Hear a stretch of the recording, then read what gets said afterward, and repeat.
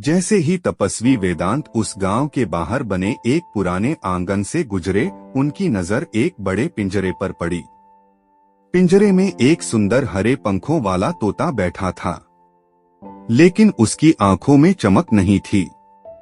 वेदांत को देखते ही वह तोता बोला, हे तपस्वी, अगर तुम्हें जंगल में कभी कोई तोता दिखे तो बस इतना कहना कि मैं अब भी कैद में हूँ।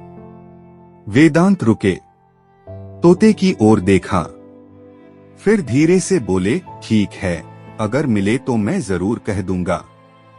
कई दिनों की यात्रा के बाद वेदांत को एक हरे भरे जंगल में एक ऊंचे वृक्ष के नीचे कुछ तोते चहचहाते और उड़ान भरते हुए दिखाई दिए। वेदांत वहीं रुके और ऊंची आवाज में बोले, तुम्हारा एक साथी आज भी पिंजरे में बंद है। उसने तुम्हें याद किया है और तुम्हें नमस्कार भेजा है। इतना सुनना था कि एक तोता जो सबसे किनारे बैठा था एकदम से चुप हो गया, लड़खड़ाया और कुछ ही पलों में नीचे गिर पड़ा। वह अब नहीं रहा। वेदांत कुछ नहीं बोले, बस कुछ देर वहां खड़े रहे, फिर चुपचाप आगे बढ़ गए। कुछ समय बाद वे फिर उसी गांव पहुंचे जहां वह तोता पिंजरे में बंद था। तोते ने दूर से ही वेदांत को देखा और उत्सुकता से पूछा, क्या तुमने मेरा संदेश पहुंचा दिया?